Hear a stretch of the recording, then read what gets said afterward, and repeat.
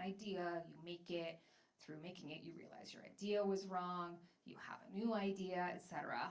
And if you're hoping for a linear and sequential like product development process, this can feel like swirl. Um, but every designer recognizes that this is actually what it feels like to get closer and closer to a great design. I worked at Pentagram for a minute, and my former boss, Michael Beirut, described these as cycles of successive approximation, where you're like circling around something and getting closer and closer as you keep working. And I believe that service design has a role to play in helping make these cycles feel less chaotic, more productive.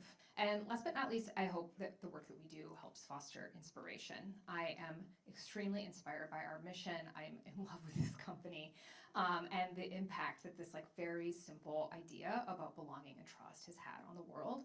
But we're so big now, and there's so many problems to be solved, and like the effort and focus that it takes to solve like any one small problem is like so total that it can be easy for us to get like tunnel vision. And I believe that we have a unique like role to play in creating space for conversations about our vision for the future, kind of like zoom out of those problems and really like set a North Star. So I'm hoping that we can make a difference in this way.